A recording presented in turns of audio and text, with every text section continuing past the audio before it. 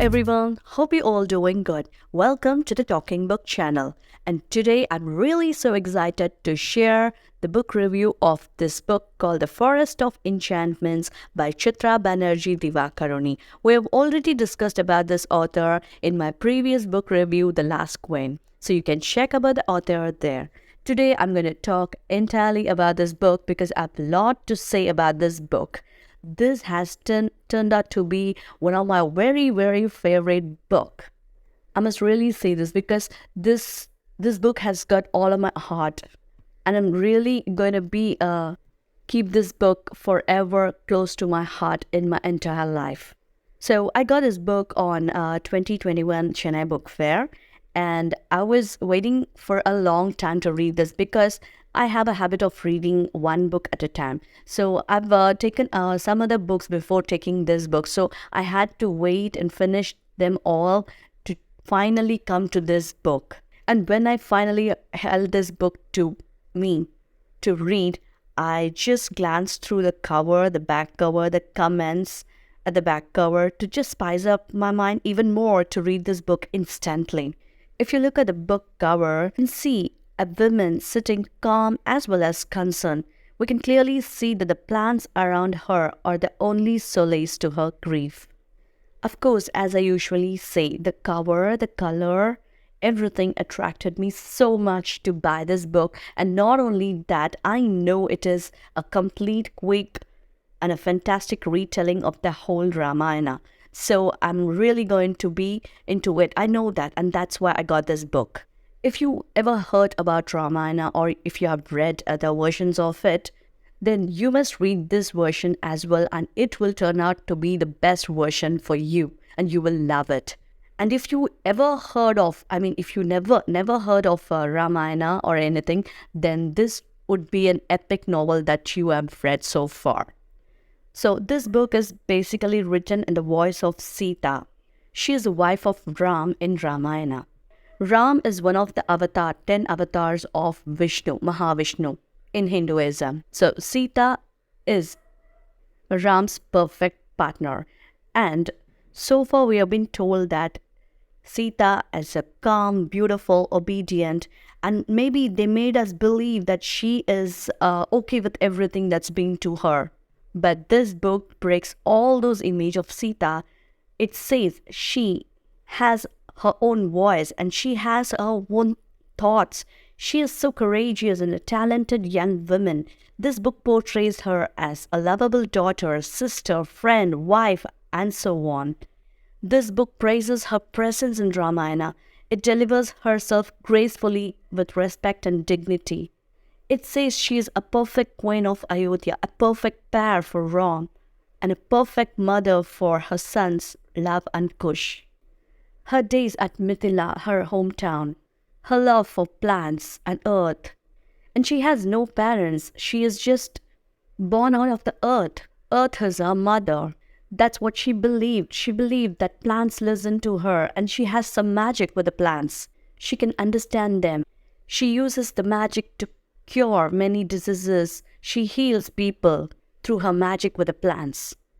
Her days at Ayodhya, and then at the forest and at Ravana's place, and finally at Valmiki's hut are all well described. And the character Kaikeyi, one of her mother-in-law, who was responsible to send Ram and Sita to forest, who should actually be portrayed as a villain in the story, not the main though, but one of the villain, because that's the first step that led Sita to be abducted by Ravana later in the story. But Kaikeyi was well understood and described in the voice of Sita that brings a different angle of respect to her, to Kaikeyi. Not only with Kaikeyi, she understands every woman in her life, her mother, mother-in-law, her sister, even the Surpanaka, the Rakshasa lady who tries to seduce Ram.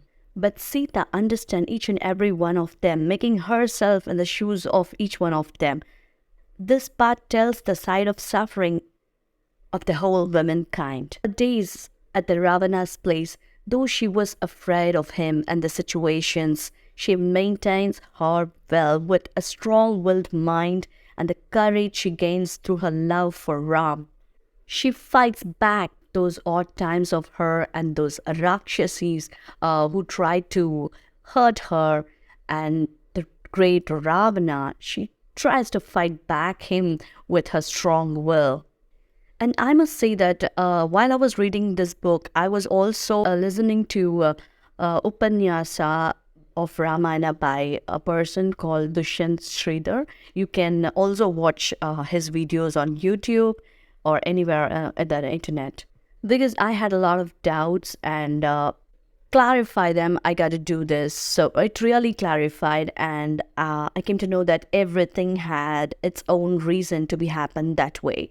When everything was over, when there was a war between Ram and Ravana, and when finally Ram won, he didn't accept Sita just like that as his wife, because he was silent. He made her to go through the fire to become his lovable wife and the queen of Ayodhya. He was silent at that moment because it had a reason. Though we don't feel like it's not good for Ram to behave like that, but he did really had a reason, because back in the forest, she said something ill about lovable brother Lakshman, who loves Ram the most and serves him day and night. God's Ram supports him so much, and Sita has spoke something ill about Lakshman. That too not intentionally. She wants him to go and find out about Ram when he wasn't ready to go, to just protect her as advised by Ram. So this walking in fire was her punishment to that thing. So then this situation is totally agreeable, and it is also agreeable with Sita indeed. But later his abandoning of Sita for the sake of his kingdom was not totally agreeable. But if we go deep into spirituality, karma has its own way, and even gods cannot escape it too. And that was a serious note that we could see it. She understands that love can do anything.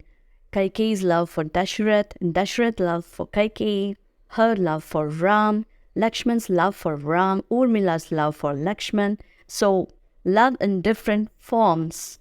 And yes, importantly, Kaikeyi's love for her son, Bharat, and Bharat's love for his brother Ram and Lakshman is also confusing, and love has its own way of dealing with people. It hurts one to satisfy the other is what Sita learns. And finally, the end of the story made me spellbound. It really filled the air with silence at that moment for me, I must say this.